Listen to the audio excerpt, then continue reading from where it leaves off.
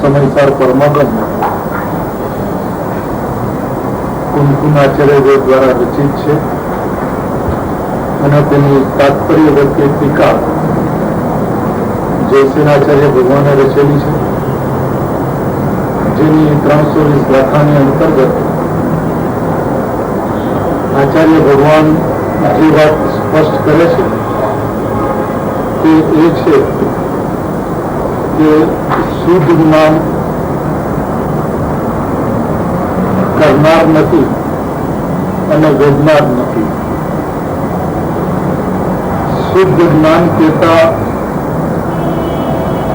માત્ર જ્ઞાનને ન સમજતા શુદ્ધ જ્ઞાન કહેતા જ્ઞાયકને સમજવા યોગ્ય છે. કારણ કે શુદ્ધ શબ્દ જ એને લાગુ પડે છે જેની અંદરમાં જ્ઞાયક છે. શુદ્ધ શબ્દ જ્ઞાયક છોડીને બીજે ક્યાંય પણ લાગુ પડતો નથી. શુદ્ધ જ્ઞાન કયો કે જ્ઞાયક કહો તે એકાર્થ વાચક છે. હવે શુદ્ધ જ્ઞાન એટલે કે જ્ઞાયક કરનાર નથી અને વેદનાર નથી, તો અનુભવની અંદરમાં જે કંઈ પણ અનુભવ થાય છે અને જે કંઈ પણ વેદાય છે તે અનુભવનો કરનાર કોણ છે અને એ અનુભવને વેદનાર કોણ છે? આ એક પ્રશ્ન રહે છે. શુદ્ધ જ્ઞાનની અંદરમાં, આત્મજ્ઞાનની અંદરમાં જે અનુભૂતિ થાય છે તે અનુભૂતિનો કરનાર કોણ છે અને એ અનુભૂતિને વેદનાર કોણ છે? આ વાતની જે સૂક્ષ્મતા જે છે એ સૂક્ષ્મતા જયારે પકડાતી નથી એક લેવલ ઉપર, ત્યારે આચાર્ય ભગવાનને એ વાત ઘણી સ્થૂળ કરવી પડે છે.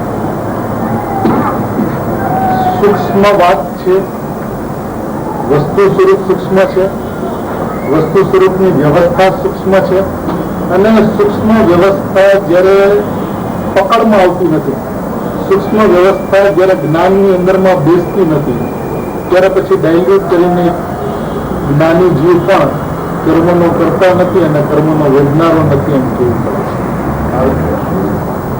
વાસ્તવિકતા જે છે એ છે કે શુદ્ધ નાયક અથવા તો અનુભવથી પરિણત જીવ એવો નાયક તે પણ કરનાર નથી અને વેદનાર નથી. હવે અહીંયા પ્રશ્ન એ ઉભો થાય છે કે અનુભૂતિ કઈ સ્થિતિની અંદરમાં ઉભી થાય છે? અનુભૂતિ કોના લક્ષ્ય ઉભી થાય છે? અનુભૂતિ કેવી રીતે ઉભી થાય છે? જેને અનુભૂતિ ઉભી થાય છે, જ્યારે અનુભૂતિ ઉભી થાય છે ત્યારે એ અનુભૂતિની એક વ્યવસ્થા છે, અને એ વ્યવસ્થા એ છે કે જો અનુભૂતિ એમ કહે છે કે હું અનુભવ કરનાર છું, તે અનુભૂતિ નથી. હું આત્માને વેદનાર છું, તે અનુભૂતિ નથી. તો પછી આ અનુભૂતિની વ્યવસ્થા શું છે? જે પરિણામની અંદરમાં આત્મદર્શન થાય છે એ પરિણામની અંદરમાં આત્મદર્શન કેવી રીતે થાય છે? તો કે આત્માને લક્ષ્ય થાય છે. આત્માના લક્ષ્ય થાય છે એટલે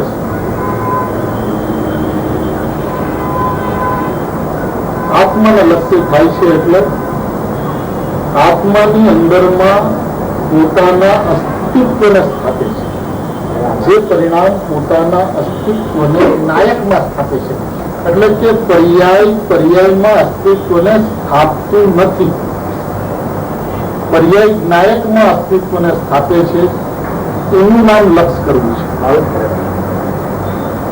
જીવે અનાદિકાળથી પરમાં પોતાનું અસ્તિત્વ સ્થાપ્યું છે, તો એનો અર્થ છે કે પરનું લક્ષ કર્યું છે.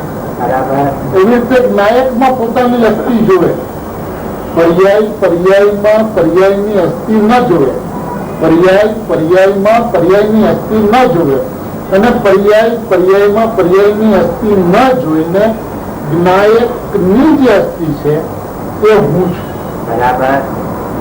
મારી અસ્થિ જ્ઞાયકમાં એમ નહીં. જ્યાં સુધી પર્યાય એમ કહે છે કે મારી અસ્થિ જ્ઞાયકમાં છે, ત્યાં સુધી જ્ઞાયકમાં એની નાસ્તિ છે, ત્યાં સુધી એનું લક્ષ્ય પર ઉપર છે. પણ જયારે એમ કહે છે કે હું જ્ઞાયક છું, એટલે કે પર્યાયની અસ્થિ જયારે જ્ઞાયક રૂપે જોવે છે, જ્ઞાયકમાં જોવે છે, જ્ઞાયકપણે જોવે છે, અને હું પણ એવું બધું છોડીને હું જ્ઞાયક છું એમ જોવે છે. કારણ કે જ્યાં સુધી જ્ઞાયકમાં કે જ્ઞાયકપણે પોતાના અસ્તિત્વને જોવું એ ભેદ છે, અને એવો ભેદ જ્યાં સુધી ઉભો રહે છે ત્યાં સુધી ખરેખર એ શુદ્ધ જ્ઞાન નથી, ત્યાં સુધી એ જ્ઞાયક નથી, ત્યાં સુધી એ શુદ્ધ જ્ઞાન પરિણત જીવ નથી. એક વાત. બીજી વાત, તમે જ્ઞાયકની સન્મુખતા કયો, જ્ઞાયક તરફ વળવું કયો, જ્ઞાયક તરફ વાળવું કયો, જ્ઞાયકનું લક્ષ્ય કરવું કયો, આ બધા કથનો પર્યાયની પ્રધાનતાથી છે. આમાં એક પણ કથન જ્ઞાયકની પ્રધાનતાથી નથી. હવે જયારે જીવને પરની પ્રધાનતા છે તો પરની પ્રધાનતા તોડાવીને પર્યાયની પ્રધાનતા લાવે છે. પરની પ્રધાનતા તૂટી જાય છે અને પર્યાયની પ્રધાનતામાં આવી જાય છે, તો પર્યાયની પ્રધાનતા તોડે છે અને જ્ઞાયકની પ્રધાનતામાં લાવીને મૂકી દે છે. કારણ કે પર્યાયને જ્ઞાયકમાં વાળવાની નથી, પર્યાયને જ્ઞાયકનું લક્ષ કરવાનું નથી, પર્યાયને અનુભૂતિમાં જ્ઞાયકનું નિમિત્ત નથી.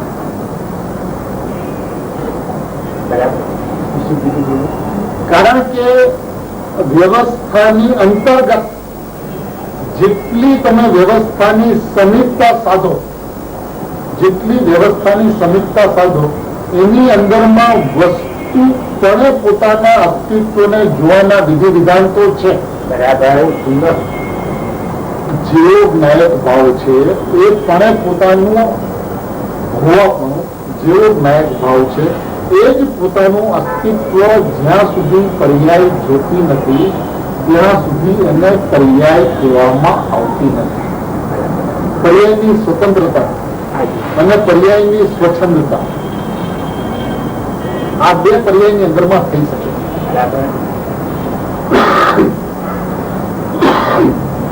પર્યાયની સ્વતંત્રતા શું છે અને પર્યાયની સ્વચ્છંદતા શું છે? પર્યાય પોતાનું અસ્તિત્વ પરમાં સ્થાપે છે તે પર્યાયની સ્વચ્છંદતા છે, અને પર્યાય પોતાનું અસ્તિત્વ રૂપે, પોતાના અસ્થિ રૂપે હું જ્ઞાયક છું એમ જોવે છે તે પર્યાયની સ્વતંત્રતા છે. પર્યાય થવા યોગ્ય થાય છે પર્યાયની સ્વતંત્રતા નથી. હું જ્ઞાયક છું એ પણ રહે એ પર્યાયની સ્વતંત્રતા છે. જો એવું ન હોય, જો એવું ન હોય તો એ જ્ઞાયકની પર્યાય છે એ સિદ્ધ નહીં. એક આત્મ વસ્તુ છે એ સિદ્ધ નહીં. ભાઈ વસ્તુને છિન્ન ભિન્ન કરીને વસ્તુમાં જોવાની કોઈ વ્યવસ્થા નથી. અને જીવને જે રીતે વસ્તુ સ્વભાવને જોવાની જે ટેવ પડી છે ને એ ટેવની અંદરમાં ખરેખર એ વાસ્તવિકતાથી દૂર જઈને આત્માનો વિચાર કરે છે. એ વાસ્તવિકતાથી દૂર જઈને આત્માનો વિચાર કરવાથી ખરેખર આત્મજ્ઞાન ઉત્પન્ન જ થતું નથી. ખરેખર એ જે પરિસ્થિતિ જે છે એ પરિસ્થિતિની અંદરમાં એ આત્માની અભિમુખતા, આત્માની સન્મુખતાનો જે પાઠ જીનવાણીમાં છે તે ઉત્પન્ન જ થતો નથી. હું આત્મા છું એ નિર્ણય છે, હું આત્મા છું એ આત્માનું લક્ષ છે, હું આત્મા છું એ આત્માની અનુભૂતિ છે. બરાબર છે. શબ્દમાં ત્રણેયમાં હું આત્મા છું, આત્મા છું, આત્મા છું. બીજી રીતે કહે તો હું જાણનાર છું, જાણનાર છું, જાણનાર છું. તો હું જાણનાર છું એવો પેલા નિર્ણય છે. હું જાણનાર છું એવું પર્યાયમાં જ્ઞાયકનું લક્ષ છે, અને હું જાણનાર છું એવી અનુભૂતિ છે. ત્રણેય હું જાણનાર છું ની અંદરમાં સમાય છે. બહુ સરસ. એ ત્રણ ભેદ પાડીને સમજાવવાની પદ્ધતિ તો છે, પણ વ્યવસ્થાની અંદરમાં ત્રણ ભેદ નથી. બરાબર. હું જાણનાર છું એવો નિર્ણય જ્યાં સુધી એ કરતો નથી ત્યાં સુધી જાણનાર જણાય છે ભેદમાં એવું હોય.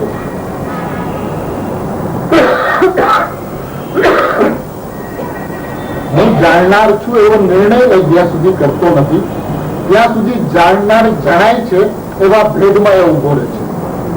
હું જાણનાર છું એનું લક્ષ જ્યાં સુધી એ કરતો નથી ત્યાં સુધી જાણનાર જે જણાય છે, જાણનાર જે જણાય છે એ જણાય છે ની અંદરમાં જાણનાર ઉપર લક્ષ કરવાનો પ્રયત્ન થયા કરે છે. બરાબર. એ જાણનાર જણાય તો છે પણ તો એ સામર્થ્ય રૂપ છે ને, પ્રગટ રૂપ ક્યાં છે? તો આપણે તો લક્ષ કરો કે તો હું જાણનાર છું એ જ લક્ષ છે.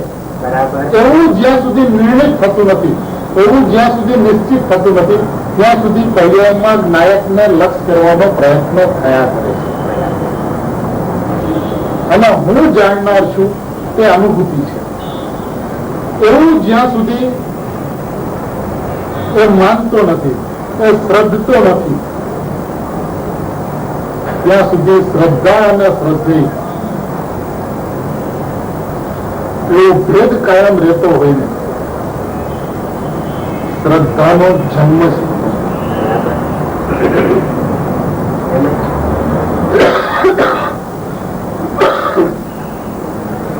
જીવને અનાદિકાળથી કાં તો એ શબ્દના લોભની અંદરમાં જાય છે, કાં તો એ પર્યાયના લોભોની અંદરમાં જાય છે. પણ ખરેખર સત્તા માત્ર હું છું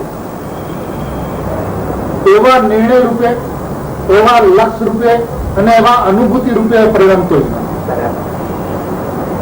આ એક વાતની અંદરમાં ત્રણ વાત સમાય છે અને ત્રણેય વાત એક વાત જો જેની અંદરમાં હું જાણનાર છું એવો નિર્ણય છે, એ જ્ઞાનનું પરિણમન છે. હું જાણનાર છું એવું લક્ષ્ય છે, એ શ્રદ્ધાનું પરિણમન છે. અને હું જાણનાર છું તે અનુભૂતિ છે, તે સમ્યક દર્શન સમ્યક જ્ઞાનનું પરિણમન છે. હવે આ ત્રણેય અલગ અલગ સ્ટેજના વાક્યો છે. વાક્યો ત્રણેય જગ્યાએ હું જાણનાર છું છે, પણ એ ત્રણેય વાક્યોની અંદરમાં અભેદતા સૂચક છે, ભેદ સૂચક નથી. અને જ્યાં સુધી ભેદ ઉભો રહે છે ત્યાં સુધી કાં તો કર્તા કર્મ સંબંધ ગોતે છે અને કાં તો નિમિત્ત નૈમિત્તિક સંબંધ ગોતે છે. મને કોઈ ને કોઈ સંબંધ એ ઉભો રાખે છે અને એક પદાર્થના બે સ્વભાવ વચ્ચે, ગુણ અને દ્રવ્ય એ પણ એક પદાર્થના બે સ્વભાવ છે, એની વચ્ચે કોઈ પણ સંબંધ ઉભો રાખવો એ સંકર દોષ છે, એને સમજાતું નથી. જે પદાર્થની અભેદતા છે, જે વસ્તુનું એકત્વ છે, એની અંદરમાં બેપણું જોવું, બેપણું સ્વીકારવું, બેપણું માનવું અને અનુભૂતિમાં અભેદ થાય છે એવો અભિપ્રાય રાખવો. ગુણ પર્યાય છે તો ભિન્ન ભિન્ન, પણ એ અનુભૂતિની અંદરમાં અભેદ થાય છે, તો આના અભિપ્રાયનો દોષ છે. અને આ સ્થિતિની અંદરમાં કદાપી એ પાત્રતા અને યોગ્યતા ઉત્પન્ન જ નથી થતી કે જેની અંદરમાં પરિણામ નાયક તરફ વર્તા ઉત્પન્ન થાય. એ 24 કલાક ધ્યાનમાં બેસે અને 24 કલાક હું આત્મા છું એવો વિચાર કરે, પણ જ્યાં સુધી ગુણોમય નાયક છે, જ્યાં સુધી હું ગુણી છું, હું નાયક છું, હું જાણનાર છું, એટલે કે જેની અંદરમાં હું અને છું એટલું જ જે ભાવની અંદરમાં ન આવતું હોય ત્યાં બેપણાની હાજરી કાયમ જળવાઈ રહે છે. એટલે કે ભેદની હાજરી કાયમ જળવાઈ રહે છે અને ભેદની હાજરીની અંદરમાં વસ્તુની અભેદતાનો નિર્ણય થઈ શકતો નથી. જેમ જ્ઞાનનો અભેદ ગ્રાહ્ય સ્વભાવ છે એમ શ્રદ્ધા અભેદ સ્વરૂપે છે. હવે એક અભેદ ગ્રાહ્ય સ્વભાવે છે અને એક અભેદ રૂપે જ પરિણમતો જેનો સ્વભાવ છે. આવું જ્ઞાન અને શ્રદ્ધા કે જે જ્ઞાનની અંદરમાં પણ અભેદ છે અને શ્રદ્ધાની અંદરમાં પણ અભેદ છે અને એ બંનેની અંદરમાં અભેદ હોવા છતાં પણ જ્ઞાન જ્ઞેય અને કર્તા કર્મ પણ આખી વસ્તુને જોવી એ પર્યાયની સ્વચ્છંદતા છે. ખરેખર આ વાત અત્યંત સ્પષ્ટ થવા યોગ્ય છે. જ્યાં સુધી આ વસ્તુ ચોખ્ખી થતી નથી ત્યાં સુધી પરિણામની અંદરમાં હંમેશા ઉજ્જતા રહેશે. પર્યાય બુદ્ધિ કાયમ રહે છે.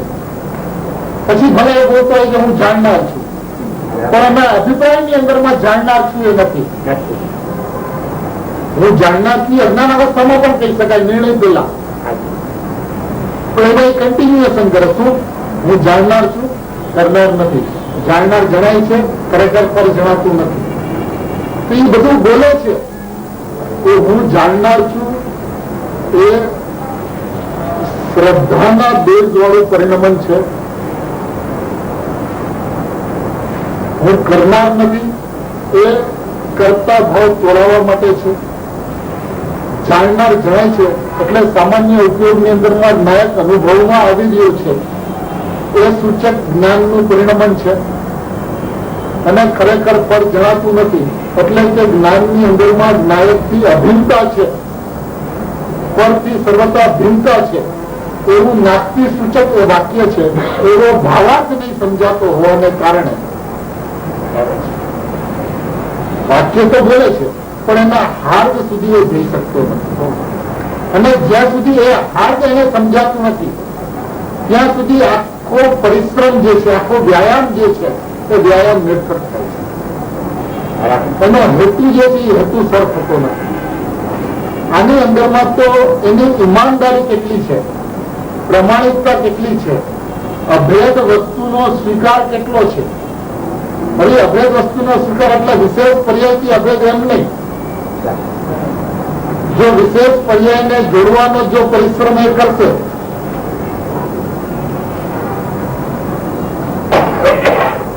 તો એ અભેદ રહેશે જ નહીં. એ તો પરિણામી દ્રવ્ય દ્રષ્ટિનો વિષય થશે અને અનાદિ અનંત કાળમાં પરિણામી દ્રવ્ય દ્રષ્ટિનો વિષય હોતો નથી. પરિણામી દ્રવ્યની વચ્ચે કર્તા કર્મ સંબંધ તો હોઈ શકે પણ દ્રષ્ટિનો વિષય બની શકે એવી વ્યવસ્થા. દ્રષ્ટિનો વિષય માત્ર આ પરિણામી દ્રવ્ય બને છે, માત્ર આ પરિણામ જે પોતાના અનંત ગુણમય વૈભવથી સમૃદ્ધ છે.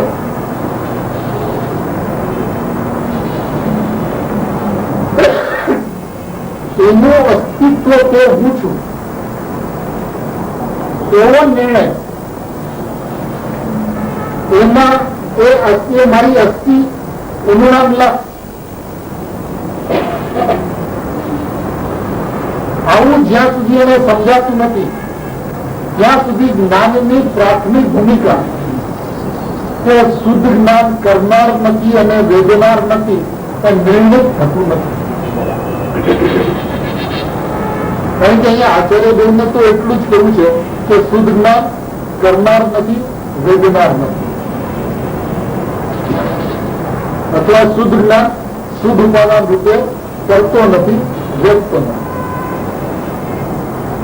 શુદ્ધ જ્ઞાન શુદ્ધ ઉપાદાન રૂપે કરતો નથી, વેચતો નથી. પછી જે કઈ પણ છે એનું ડાયલ્યુશન છે પણ મૂળભૂત વાત નથી.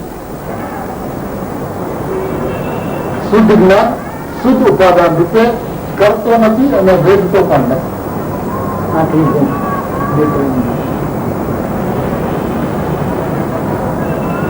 એ દ્રષ્ટાંત પણ વસ્તુને ડાયલ્યુટ કરે છે. એનું જે ફર્મનેસ જે છે, એની સોલિડનેસ જે છે એ એની અંદરમાં બરકરાર રહેવી જોઈએ અને જેમાં બરકરાર નથી રહેતી શું છે? દ્રષ્ટાંત હંમેશા એક દેશ હોય છે અને સિદ્ધાંત સર્વથા સદૈવ એક હોય છે. એવું થતું હોય છે જીવવાણીની અંદરમાં એક દ્રષ્ટાંત એક જગ્યાએ એક વાતને સમજાવવા માટે કીધો હોય, બીજી જગ્યાએ એક દ્રષ્ટાંત બીજી વાતને સમજાવવા માટે કીધો હોય. તો શું છે? દ્રષ્ટાંત હંમેશા એક દેશ હોય છે અને વસ્તુ સર્વદેશ કેવી છે એ સ્પષ્ટ હોવી જોઈએ કે શુદ્ધ જ્ઞાન માટે નાયક સર્વદા સદૈવ કરનાર અને વેદનાર નથી. તો પછી કરનાર અને વેદનાર કોણ છે?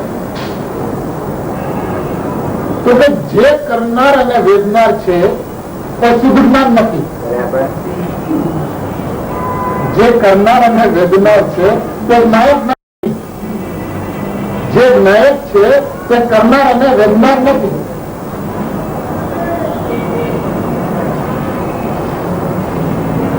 પરિણામી જુદો છે કે નથી? જે અનુભવને કરનાર છે અને જે અનુભવને વેદનાર છે તે આ પરિણામી નથી.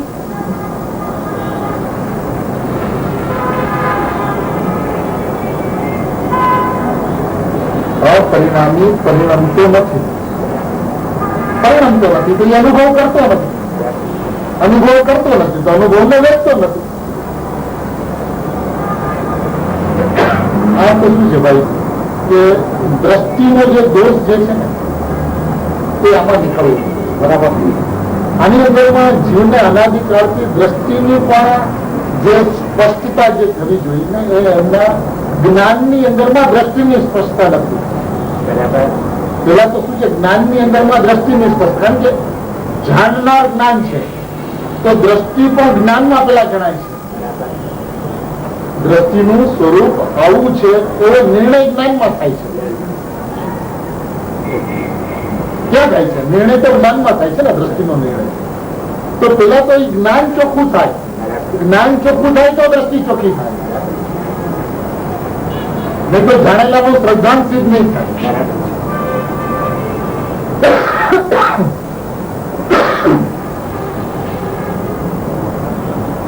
વસ્તુ વ્યવસ્થાની અંદરમાં શુદ્ધ ઉપાદાનની જે ચર્ચા જે છે એમાં જયારે ઉપાદાનની વાત થાય છે ત્યારે સહેજે નિમિત્ત આવીને ઉભું રહી જાય છે.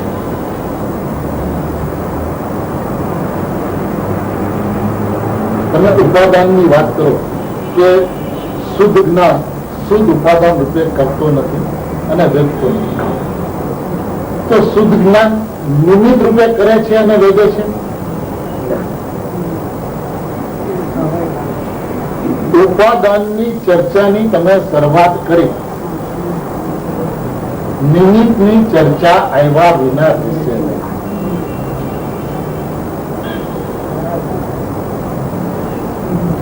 એટલે એ શુદ્ધ જ્ઞાનને જ્ઞાયકને ઉપાદાન રૂપે જોવાની ચર્ચા છોડી દઈને એક સિદ્ધાંતો જે જીવને મેળે છે ને એની અંદરમાં આ બધું એનું એવી રીતે ભણાઈ ગયું છે કે કર્તાની ચર્ચા કરે તો કાર્ય ઉભું થાય, જ્ઞાનની ચર્ચા કરે તો જ્ઞાન ઉભું થાય, ધ્યેયની ચર્ચા કરે તો ધ્યાન ઉભું થાય, ઉપાદાનની ચર્ચા કરે તો નિમિત્ત ઉભું થાય. એને સંબંધ સમજી રાખ્યો છે અને એવા સંબંધની ચર્ચા જીનવાણીની અંદરમાં છે. ચાલે છે, સાયમલ્ટેનિયસલી ચાલે છે, સાથે સાથે ચાલે છે. પણ હવે જયારે વસ્તુને નિરપેક્ષપણે જોવાનો જ્યાં સુધી પ્રશ્ન છે ત્યાં પ્રતિપક્ષ ઉભો રાખ્યો કામ આવે એમ નથી. કારણ કે જ્યાં પ્રતિપક્ષ ઉભો રાખ્યો ત્યાં નિરપેક્ષતા નહીં સમજાય, સાપેક્ષતા આવ્યા વિના રહેશે નહીં. અને સાપેક્ષતા આવશે તો એમાં પક્ષ ઉભો થયા વિના રહેશે નહીં. અને પક્ષ ઉભું થશે તો પક્ષાતિક્રાંત થશે નહીં. હવે એને થવું છે પક્ષાતિક્રાંત અને સાપેક્ષતાની ચર્ચા કરી છે. જીવે અનાદિકાળથી સાપેક્ષતાની જ ચર્ચા કરી છે, નયોની જ ચર્ચા કરી છે. નિરપેક્ષ જ્ઞાયકને નિરપેક્ષ એને જાણ્યો જ નથી. પર્યાયની અંદરમાં એને પર્યાયની કર્મ વ્યવસ્થા ને જ નિહાળી છે. પર્યાયની નિષ્કર્મ વ્યવસ્થાને એને નિહાળી જ નથી. પર્યાયની અંદરમાં એને પરિણામન સ્વભાવને જ જોયો છે. પર્યાયની અંદરમાં આ પરિણામન સ્વભાવને એને જોયો જ નથી. જ્યાં સુધી આખા વસ્તુની અંદરમાં નિરપેક્ષ આ કરતા પણ અને નિરપેક્ષ પરિણામન આ બે વસ્તુનો મેળ મેળવવામાં નહીં આવે ત્યાં સુધી દ્રષ્ટિ સાપેક્ષતા ઉપર જ ઉભી રહેશે. અને સાપેક્ષતાની અંદરમાં એકનો, ચાહે તો નિશ્ચયનો, ચાહે તો વ્યવહારનો, ચાહે તો દ્રવ્યનો, ચાહે તો પર્યાયનો પક્ષ ઉભો થયા વિના નહીં થાય. આ તો 100% સત્ય સમજજો કે આ પરિસ્થિતિ હંમેશા ઉભી થશે. અને જ્યાં સુધી નિરપેક્ષતાનું જોર નહીં આવે, નિરપેક્ષતાનું વજન નહીં આવે, અને હું તો એ મતનો છું કે એક વખત નિરપેક્ષતાના જોરની અંદરમાં નિશ્ચયાભાસ થતો તો ભલે થતો, પણ એક વખત નિશ્ચયાભાસમાં આવીને જોઈ તો જો એમની શું મસ્તી છે. બરાબર.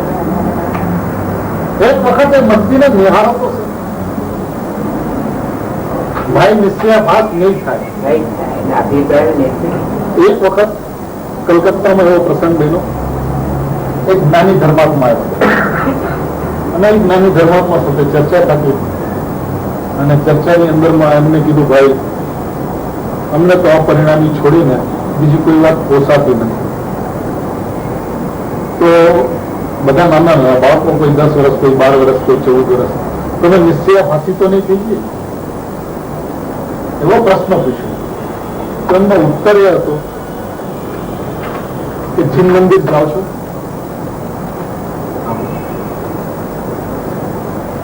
ગુરુદેવને ગુરુ તરીકે માનો છો? હા, માનીએ છીએ. સ્વાધ્યાય કરો છો? એ કરો છો. રાત્રિ ભોજન કરો છો? ના, નથી કરો. કર્મગુણનું સેવન કરો છો? એ નથી કરતા. તો કે આ તો નિશ્ચયનું સ્વરૂપ હશે ને. દેવ શાસ્ત્ર ગુરુના સાનિધ્યમાં રહેવાનો ભાવ, જીનેન્દ્ર દર્શનનો ભાવ, રાત્રિ ભોજન ન કરવાનો ભાવ, કર્મમૂળ ઇત્યાદિ ત્યાગનો ભાવ, એ તો નિશ્ચયનું સ્વરૂપ હશે.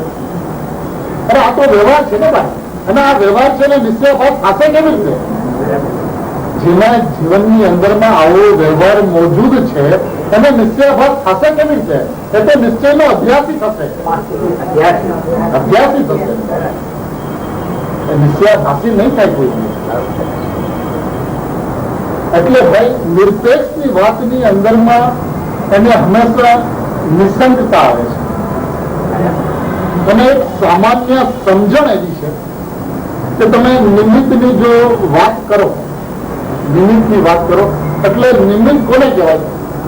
કે ઉપાદાનમાં કાર્ય થાય, ઉપાદાનમાં કાર્ય થાય ત્યારે જે સામે પદાર્થની મોજૂદગી હોય એને નિમિત્ત કહેવાય. તો હવે આ નિમિત્તની પરિભાષા પૂરી નથી. આ નિમિત્તની જે પરિભાષા છે કે ઉપાદાનની અંદરમાં કાર્ય થાય ત્યારે નિમિત્તની મોજૂદગી, એ પરિભાષા અપૂર્ણ છે. નિમિત્તનું એટલે કે અન્ય પદાર્થનું હોવાપણું એનું નામ જેમ નિમિત્ત છે એમ અન્ય પદાર્થનું ન હોવાપણું એનું નામ પણ નિમિત્ત છે.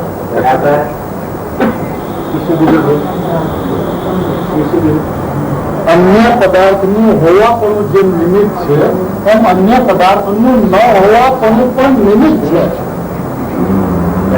આશ્રમની અંદરમાં કર્મનો ઉદય જેમ નિમિત્ત છે એમ સંવરની અંદરમાં કર્મનો અનુદય નિમિત્ત છે. અનુદય હોવાપણું છે કે ન હોવાપણું છે?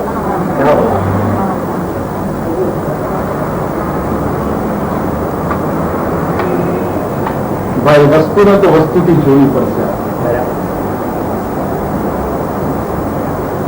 ન હો પણ એનું નિમિત્ત છે. બોલો હવે ક્યાં પદાર્થને લઈ આવશો તમે? સાપેક્ષતાની પરિભાષાઓ તોડી નાખો. કારણ કે ભાઈ જીવ છે ને અત્યાર સુધી જો મર્યો છે ને એ સાપેક્ષતામાં મર્યો છે અને એને ખબર નથી પડતી. કારણ કે સાપેક્ષતા વાળી જે વાત છે ને એ સામે નથી દેખાતી, એ પાછળથી પગ પેસારો કરે છે. એની એન્ટ્રી હંમેશા બેકડોર એન્ટ્રી હોય છે. ફ્રન્ટ થી એની એન્ટ્રી હોતી, ફ્રન્ટ થી એન્ટ્રી થાય તો તમે જુઓ એને તમે એટલે આત્મા નિશ્ચય શુદ્ધ છે. એ બેકડોર એન્ટ્રી છે કે વ્યવહાર નહીં શું છે તમને 12માં ચર્ચામાં વાત આવતી જ નથી. હવે તમે જયારે નયનને ઉડાડો ત્યારે કોલાહલ થાય, ત્યારે ખળભળાટ થાય. કારણ કે આખા આખા સમસ્ત જીનાગમનું પ્રતિપાદન નહીં ઉપર બેઝ કરેલું છે. અને નહીં વગર વસ્તુ સ્વરૂપ કહી શકાતું નથી. માધ્યમ તો એ છે, અને નહીં ને જ્ઞાનનો ભેદ કહેવાતો હોય. કરે શું છે એટલે શું છે ભાઈ, જીનવાણીની સ્થિતિ એવી છે કે જીનવાણીને જો તમે ઇનડેપ્થ ન સમજો, એના હાદ સુધી ન જાઓ, તો એ શાસ્ત્ર શસ્ત્ર થાય છે. અને કા સારામાં સારું એ છે કે જ્ઞાનીના હૃદયને જાણો, જ્ઞાનીના હાર્દને જાણો.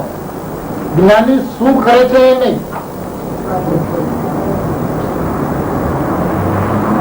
શું સમજે છે, એનો અભિપ્રાય શું છે, એની વૃત્તિ શું છે. કારણ કે જીનવાણીનું હૃદય જ્ઞાનીના હૃદયમાં છે. સંયોગસમમાં જીનવાણીનું હૃદય છે જ નહીં. અને એ ખરેખર સંયોગસમનું જે પડખું જે છે, એટલે કે બુદ્ધિપૂર્વક ધારણાની અંદરમાં આત્માના વિશે કરેલો વિકલ્પ જે છે એ કેટલે હદ સુધી ખતરનાક સાબિત થાય છે એનો એને અંદાજ રહેતો નથી. કારણ કે જીવ અનાદિકાળથી બધેથી છૂટીને જો ક્યાંય અટકાણો છે તો ક્ષેત્રસમમાં અટકાણો છે. દ્રવ્યલિંગી 11 અંગમાં એમને નથી અટવાતા.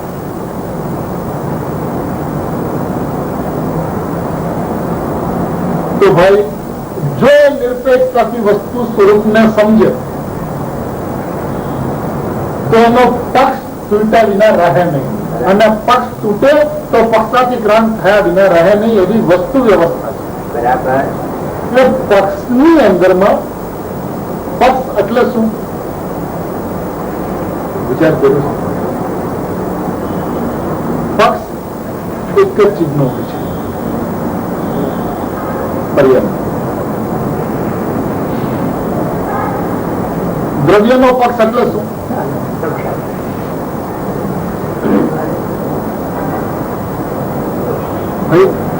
દરેક દરેક ડેફિનેશન ને શબ્દોની મર્યાદાથી જોવામાં આવે છે, અને ભાવની મર્યાદાઓથી જોવામાં જ નથી આવતું. શું છે જીનવાણીની અંદરમાં લખેલું છે?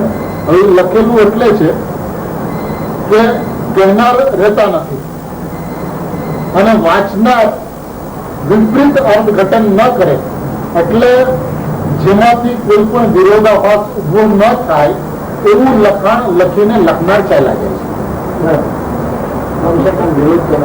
વિરોધ નથી. હવે દરેક વાત લખવાની અંદરમાં શક્ય નથી. કારણ કે હવે આજે નિરપેક્ષતાની વાત છે, બરાબર. હવે જો નિરપેક્ષતાની વાત તમે જીનવાણીની અંદરમાં જોઈ લો કેટલી જગ્યા મોજૂદ છે. અનુમાન જ્ઞાનની વાત જોઈ લો કેટલી જગ્યા મોજૂદ છે. શા માટે? કારણ કે આ બધા ભય સ્થાનો છે. ન સમજાય તો ભય સ્થાનો છે. જ્ઞાનીની ઉપસ્થિતિની અંદરમાં તો તમે સામસામો ખુલાસો કરી શકો છો, સ્પષ્ટીકરણ કરી શકો છો, એ વાતને વિશેષ ખોલાવી શકો છો. પણ લખનાર એકવાર ચાલ્યા ગયા તો એના હૃદયને કોણ સમજે? અને ભાઈ આ વસ્તુ વ્યવસ્થા એટલી બધી લાજવાબ છે, એટલી બધી ચોખ્ખી છે, એટલી બધી સ્પષ્ટ છે કે એની અંદરમાં જીવનું સમસ્ત અહંકાર અને મમકાર ગળીને પાણી થયા વિના રહે. બરાબર. અને એ સળસળાટ ઉપયોગ સ્વભાવ તરફ વર્તે ઉત્પન્ન થયા વિના રહે નહીં, જો એને નિરપેક્ષ સ્વરૂપ સમજાય તો. પર્યાયની નિરપેક્ષતા શું છે? તો પર્યાયનો જ્ઞાયક રચે છે, પર્યાયની નિરપેક્ષતા છે.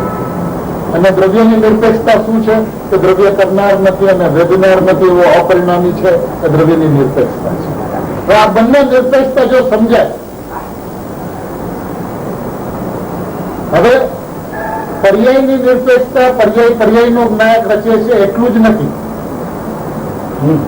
આ તો નિરપેક્ષતાનો એક વિભાગ, પર્યાયની નિરપેક્ષતાનો એક વિભાગ કે એ પોતાનો જ્ઞાયક રચે છે, અને એનો બીજો વિભાગ એ છે કે હું જાણનાર છું, હું જ્ઞાયક છું.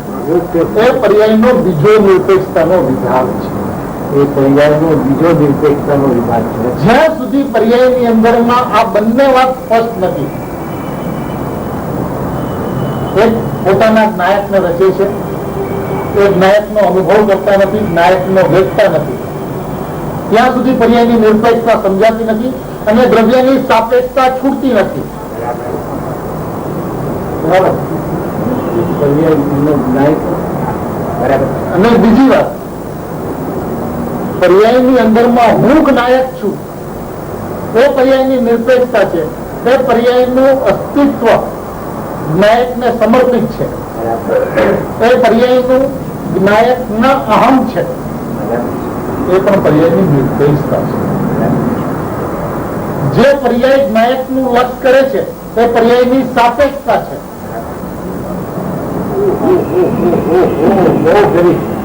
અને હું જ્ઞાયક છું એ પર્યાયની નિરપેક્ષતા છે.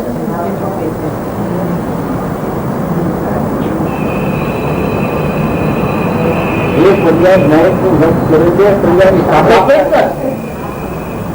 અને હું જ્ઞાયક છું તે પર્યાયની નિરપેક્ષતા છે. આ વસ્તુ સ્વભાવની અંદરમાં તો કોઈ પણ જગ્યાએ તો અને પણ એને અવકાશ નથી. જો એક વખત એમાં તો અને પણ લગાવ્યું તો ઈફ અને બટ્સમાં વસ્તુ વ્યવસ્થા ફરમમાં છે, ઓળંગી ગયો. અને એ સ્થિતિની અંદરમાં આત્મજ્ઞાન થવાનો પ્રશ્ન નથી. કારણ કે જ્યાં વસ્તુ વ્યવસ્થા ના રહી ને, વસ્તુ વ્યવસ્થા ના રહી એને વ્યવસ્થા ઉત્પન્ન કરવી પડે. તો ઉત્પન્ન તો એ થાય જે અવ્યવસ્થિત હોય. વ્યવસ્થા તમારે ઉત્પન્ન તો કરવી પડે કે વસ્તુ અવ્યવસ્થિત હોય. જે વ્યવસ્થિત વસ્તુ છે એમાં વ્યવસ્થા ઉત્પન્ન કરવાનો કોઈ પ્રશ્ન નથી. હવે ઉત્પન્ન તો થતી નથી, પણ ઉત્પન્ન કરવાનો જે પ્રયત્ન જે છે એ જ્ઞાયકની ઉપર બળાત્કાર છે, એ જ્ઞાયકની હિંસા છે, એ જ્ઞાયકનો ઘાત છે. ઉત્પન્ન કરવાનો પ્રયત્ન જ્ઞાયકની હિંસા છે. જ્ઞાયક ક્યાં રહે છે ને, તમે પર્યાયનું લક્ષ જ્ઞાયકમાં કરો, પર્યાય પણ સમાપ્ત ને જ્ઞાયક પણ સમાપ્ત. શરૂઆત શું છે કે આખી વસ્તુની જે સ્થિતિ જે છે એ સ્થિતિને જો વસ્તુથી જો જોવામાં આવે, વસ્તુની જે સ્થિતિ છે એ વસ્તુથી જો વસ્તુને જોવામાં આવે તો આખું અંતરંગનું જે પૃથ્થકરણ જે છે, અંતરંગનું જે આખું પૃથ્થકરણ છે એ પૃથ્થકરણની અંદરમાં અપૃથકતા છે.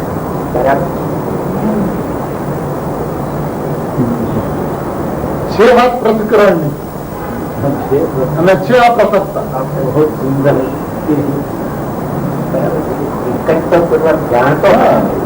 જાણવું અને પરિણામવું એ બે સ્વભાવ છે, પણ કેવી રીતે છે? એ બે રૂપે નથી. જાણવું અને પરિણામવું એ બે સ્વભાવ નથી. સ્વભાવ બે છે પણ છે એક હતો.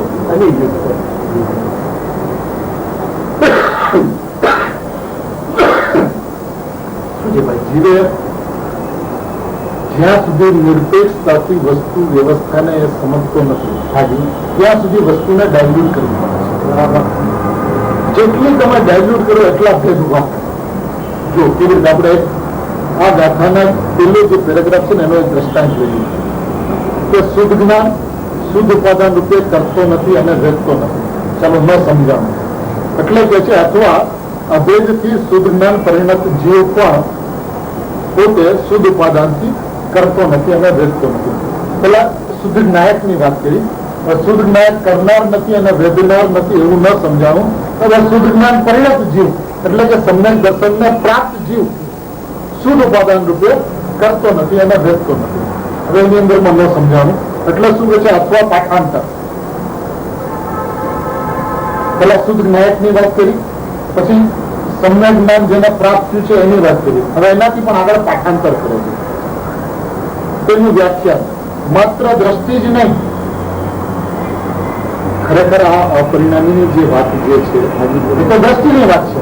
તો હવે કે છે માત્ર દ્રષ્ટિ જ નહીં, એટલે જે જ્ઞાની જે છે એનાથી વાતને વધારે ડાયલ્યુટ કરી. માત્ર દ્રષ્ટિ જ નહીં પરંતુ સ્થાયી જ્ઞાન પણ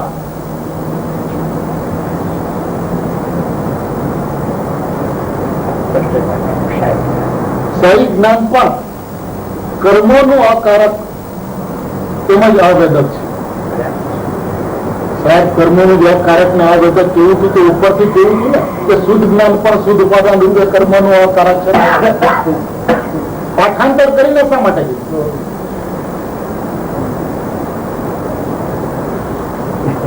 દ્રષ્ટિના વિષયની અંદરમાં કર્મોની ચર્ચા ઉભી રહેતી નથી અને સાહિત્યની ચર્ચા કરતા કર્મો ઉભા થયા વિના રહેતું નથી. દ્રષ્ટિના વિષયની અંદરમાં કર્મોની ચર્ચા આવી શકતી નથી. ત્યાં તો માત્ર અકારક ના આવેદક છે એટલી જ વાત ઉભી રહે છે. અને સાહિત્યની વાત કરે અને કર્મોને થઈની વાત ન કરે સાહિત્યની ચર્ચા થઈ શકતી નથી. બહુ સુંદર.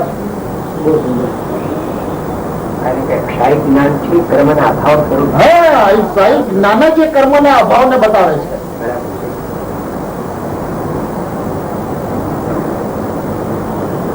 શુદ્ધ જ્ઞાનની વાત કરે તો પરિણતની વાત કરવાની જરૂરત નથી. શુદ્ધ જ્ઞાન ન સમજાય તો પરિણતની વાત કરે. પરિણતની વાત ન સમજાય તો દ્રષ્ટિથી નહીં સ્થાયી જ્ઞાનથી વાત કરે. અને સ્થાયી જ્ઞાનથી પણ કર્મોનું અકારક તેમજ અવેદક પણ છે એમ કહે. તેવો હોતો થતો શુદ્ધ જ્ઞાન પરિણત જીવ શું કરે છે? હવે અકારક ના અવેદક છે એની અંદર હજી બહુ સ્પષ્ટ ન થયું. તો હવે આવો શુદ્ધ જ્ઞાનથી પરિણત જીવ છે એ શું કરે છે? તો તે જાણે છે. હવે વાત અકારક ને અવેદક ની કરી અને ચાલ્યા ગયા જાણવા. શા માટે? કેમ કે શરૂઆત કરી સ્થાયી જ્ઞાનથી. તો સ્થાયી જ્ઞાન ને કર્મનો અકારક અને અવેદક બતાવે. હવે કર્મનો અકારક અને અવેદક છે તો એ સ્થાયી જ્ઞાન શું કરે છે? તો કે જાણે છે. કોને જાણે છે? બંધ મોક્ષ ને.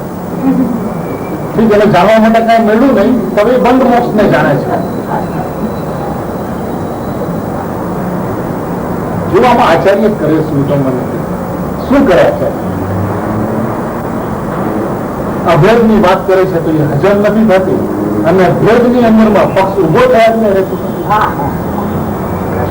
ભેદની વાત કરે છે તો એને હજમ થતી નથી ને ભેદની વાત પક્ષ ઉભો થયા રહેતો નથી. હવે જાણે છે બંધ મોક્ષ પછી માત્ર બંધ મોક્ષ ને નહીં, ખાલી બંધ મોક્ષ નો જ્ઞાતા તો માત્ર બંધ મોક્ષ ને નહીં શુભ અશુભ રૂપ કર્મો દઈને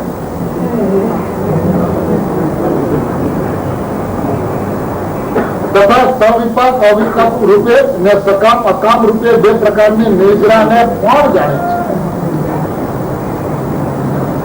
એક વખત તમે કહો હું જાણનાર છું, બીજી વખતે જાણનાર જણાય છે, ત્રીજી વખતે એ કર્મોનો જ્ઞાતા છે, સકામ અકામ નિજરાનો જ્ઞાતા છે, બંધ મોક્ષ નો જ્ઞાતા છે. એટલે કેવું છે શું ભાઈ? એક વાત પણ એક વાત કરે કેવી રીતે?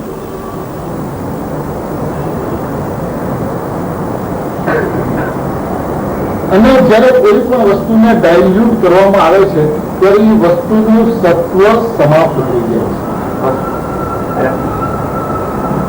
કારણ કે જયારે એક વસ્તુને બતાવે છે ત્યારે એ એક વસ્તુ છે.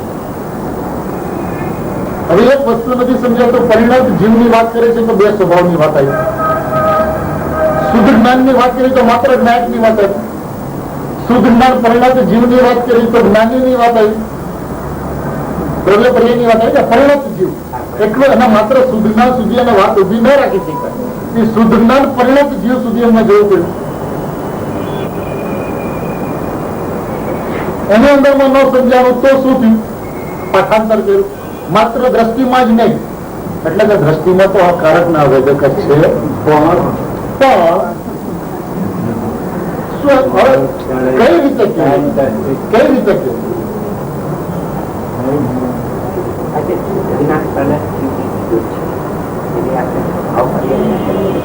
આની અંદરમાં શું છે? શુદ્ધ જ્ઞાન પરિણત જીવ એટલે જ્ઞાનીને દેખાડ્યા છે. હા, બરાબર છે. પણ અહીંયા શુદ્ધ જ્ઞાન પરિણત જીવ એટલે શું છે કે જ્ઞાની જે પરિણમે છે ને એ કેવી રીતે પરિણમે છે? અકારકને આવેદક રૂપે પરિણમે છે. એટલે કે શુદ્ધ જ્ઞાન પરિણત, શુદ્ધ જ્ઞાન રૂપે પરિણમેલો જીવ પણ, અને ગુરુદેવે પણ એમના પ્રવચનની અંદરમાં જ્ઞાની, એમ કે આ શુદ્ધ જ્ઞાન પરિણત જીવનો અર્થ જ્ઞાની લીધો છે. શુદ્ધ જ્ઞાનથી જે પરિણમેલો છે તે જીવ પણ અકારક અને આવેદક છે. કારણ કે એ પોતાને કારક અને વેદકપણે જોતો જ નથી. જે શુદ્ધ જ્ઞાનપણે પરિણમેલો છે એ પોતાને અકારક ને આવેદકપણે જોવે છે, એ પોતાને શુદ્ધ જ્ઞાનપણે જોવે છે, એ પોતાને જ્ઞાયકપણે જોવે છે. એટલે જ્ઞાનીની પરિસ્થિતિ પણ જે શુદ્ધ જ્ઞાન જેવું છે એવી રીતે જ્ઞાની પોતાને જોવે છે. ત્યાં સુધી તો શું છે કે એક ત્રિકાળ જ્ઞાયકની વાત છે અને જ્ઞાયક રૂપે પરિણમેલા જીવની વાત છે. ઠીક છે, એ બંનેની અંદરમાં હજી અભેદની સ્થિતિ છે. ઠીક છે, હજી એ બંનેની અંદરમાં અભેદની સ્થિતિ છે. અભેદની સ્થિતિ છે કે નામ વાસ્તવિકતા જે છે ને, તમે જે વાતને વધારે વિશ્લેષણ કરો એટલી એની કિંમત ઘટે. એ વાતનું તમે જેટલી વિશ્લેષણ કરો એટલી એની કિંમત ઘટે. કેવી રીતે? એ તમે જયારે વાત કરો ને તો એ સ્વભાવની વાત છે ને, સ્વભાવથી નથી. એ સ્વભાવની વાત જયારે તમે સંયમ સંબંધથી કરે ને ત્યારે એનો વિસ્તાર થાય. જે સ્વભાવ છે ને એને સ્વભાવથી તમે કહો તેમાં તો એક વાત આવે, સાકર મીઠી છે, વાત પૂરી થઈ ગઈ. મેં અકારક આવેદક છે, વાત પૂરી થઈ ગઈ. પણ માત્ર દ્રષ્ટિ જ નહીં, સાઈ જ્ઞાન પણ કર્મોનું અકારક અને આવેદક. ડાયલ્યુશનમાં તમારે ક્યાં સુધી જવું પડે છે? સંયમ સુધી વાતને લાવવી જ પડે છે.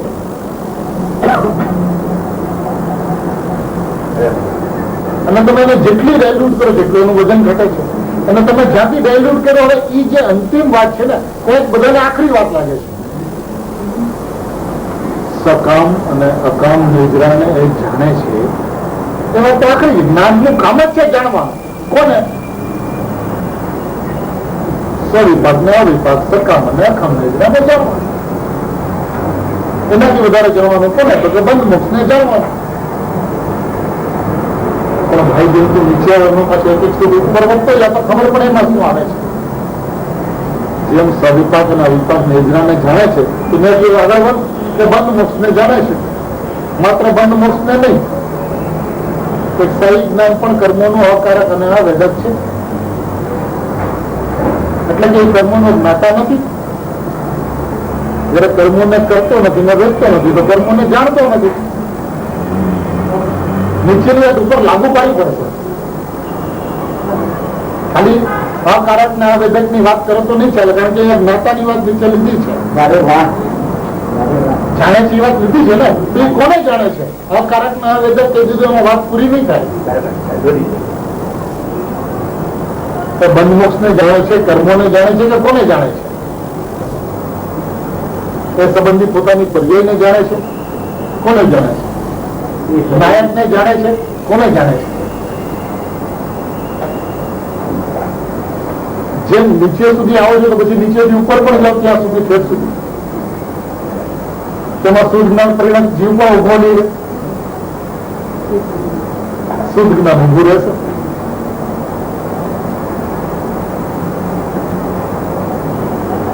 જે વાતને સમજાવતા સમજાવતા સમજાવતા જેટલે સુધી જ્ઞાની આવે ગુરુદેવ એમ કહેતા કે અમારે જેટલી પર્યાયની વાત કરવી પડે છે એની અંદરમાં અમારું અંતરંગ તો એમ કહે છે કે અમે જ્ઞાયકના ટુકડે ટુકડા કરી શકીએ.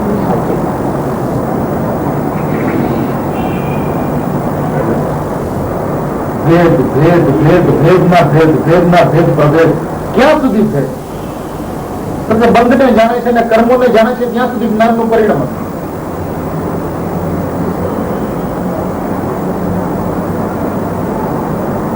પછી ઉદય ઉપસમ સહસંગ લેશે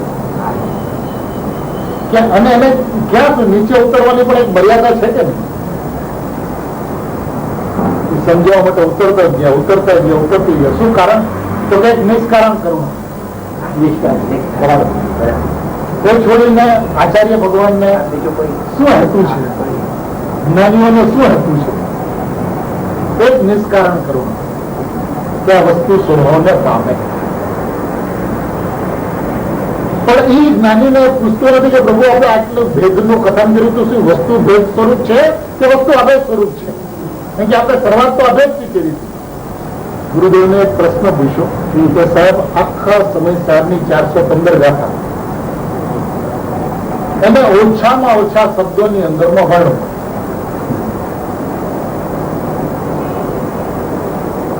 ગુરુદેવ એક શબ્દમાં કહી શકે શું? નાયક. સમયસર પૂરું. વધારે વિશ્લેષણની જરૂરત નથી. કારણ કે જ્ઞાન દર્શન ચારિત્ર તો છે નહીં. જ્ઞાયક નું જ્ઞાન એની ચર્ચા ઉભી રહેતી નથી. જ્ઞાયક નું દર્શન એની ચર્ચા ઉભી નથી રહેતી. જ્ઞાયક નું ચારિત્ર એની ચર્ચા ઉભી નથી રહેતી. જો જ્ઞાન દર્શન ચારિત્ર ની ચર્ચા ઉભી નથી રહેતી તો જ્ઞાન નો સ્વભાવ જાણવું એ ચર્ચા ઉભી નથી રહેતી. તો ધન સ્વરૂપ શ્રદ્ધવું એ ચર્ચા ઉભી નથી રહેતી. અને ચારિત્ર નું સ્વરૂપ આચરણ કરવું એ પ્રશ્ન ઉભો નથી રહેતો. તો કઈ વાત ઉભી રહેશે? જાણવું, શ્રદ્ધવું, આચરણ કરવું, રમવું, લક્ષ કરવું કઈ કરતા ઉભું જ નથી થતું.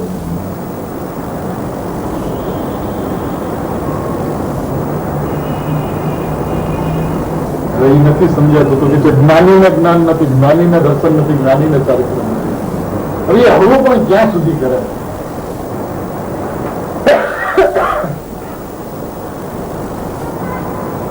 પણ શું છે ભાઈ, જીવની દુર્દશા એ છે કે જે ભેદના માધ્યમથી અભેદને સમજાયો તેને ભેદ ન કહ્યું અને અભેદને છોડ્યું. એને અભેદને સમજાવવા માટે ભેદનું માધ્યમ અપનાવ્યું. તેને અભેદને છોડી દીધો અને ભેદને પકડી લીધો.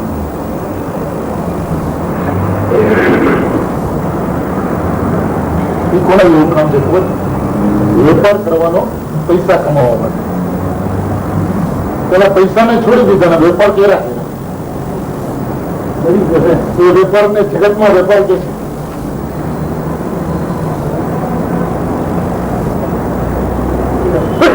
વેપાર માધ્યમ છે પૈસા કમાવાનો, પણ પૈસા કમાવા એ હેતુ છે. વેપાર એ હેતુ નથી, વેપારી માધ્યમ છે. હવે વેપાર જ હેતુ થઈ ગયો અને પૈસા કમાવવું જે છે એ ગોળ થઈ ગયું. 24 કલાક કાળી મજૂરી કરે ને, 10 રૂપિયામાં ખરીદે ને 8 રૂપિયામાં વેચે. વેપાર તો કર્યો, બકરો કર્યો. શેનો?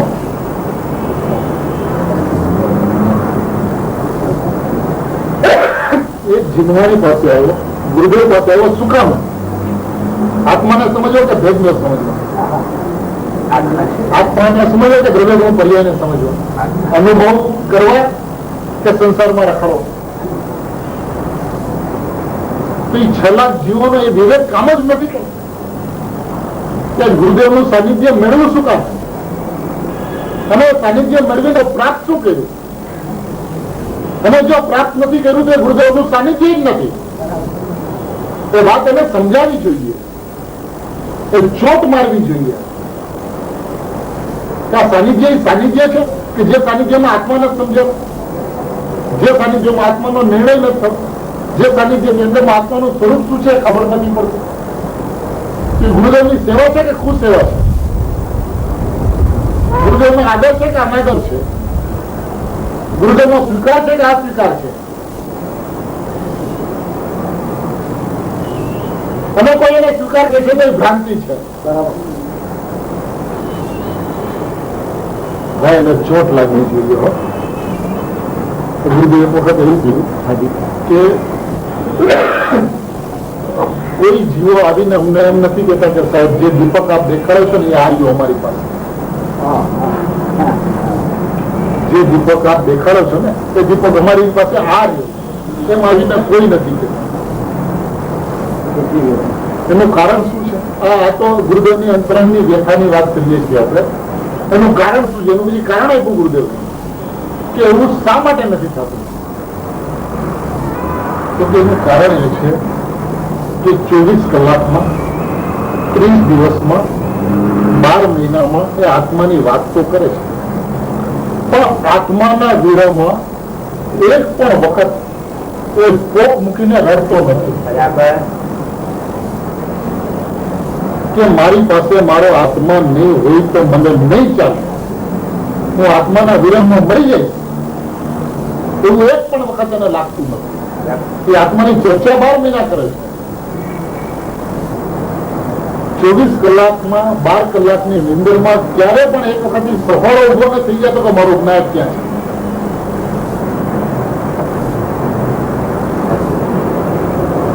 કેમ એનો દીપક એને હાથમાં આવે? શા માટે આવે? એ કઈ નવરો થોડીને બેઠો છે. શા માટે દર્શન દે? જો ભક્તને ભગવાનની જરૂરત જ ન હોય તો દર્શન શા માટે દે? શું કામ દે? અને ભગવાનની સ્થિતિ તો એવી છે કે ભક્તને આધીન છે. ભક્ત ભગવાનને આધીન નથી, ભગવાન ભક્તને આધીન છે. જે ભક્તમાં ભક્તિ હોય તો. અને ભક્તની ભક્તિ શું છે? હું ભગવાનની ભક્તની ભક્તિ છે. ભાઈ ભક્તિનું સ્વરૂપ તો સમજવું પડશે. જ્યાં સુધી એ વાત સ્પષ્ટ નહીં થાય ત્યાં સુધી શુદ્ધ જ્ઞાન એ કરતો નથી અને વેચતો નથી. એ વાત ચોખ્ખી નહીં. જ્યાં સુધી એ વાત ચોખ્ખી નહીં થાય ત્યાં સુધી ભક્તિ તો રહેશે, પણ એ ભક્તિ ભગવાનની નહીં હોય. એ ભક્તિ પરની હશે, એ ભક્તિ પર્યાયની હશે, અને એ પર્યાયની સ્વચ્છંદતા રહેશે. સ્વચ્છંદતા કહેવાશે અધ્યાત્મની પરિભાષાની અંદર. અધ્યાત્મની પરિભાષા વ્યવહાર કેવો છે? એ ભક્તિ, પણ એ ભક્તિ નથી. વ્યવહાર ભક્તિ એ ભક્તિ નથી. કારણ કે ભક્તિની અંદરમાં તો ભગવાન હોય છે. જ્યાં પૂજારી અને પૂજ્ય રહે છે ત્યાં સુધી પૂજા થતી. અને આના જીવનની અંદરમાં સદાય એવું રહ્યું છે કે હું પૂજારી છું અને ભગવાન મારા પૂજ્ય છે. હું ભગવાન છું એની પૂજા એને કોઈ દિવસ કરી જ નથી. એવો પૂજારી એની પર્યાય પૂજારી થાય અને એ પૂજારી એમ કહે કે હું પૂજ્ય છું, હું ભગવાન છું, એવી એમની પર્યાય કોઈ દિવસ પૂજા કરી નથી. અને એ સ્થિતિની અંદરમાં ભગવાનના દર્શન થવા.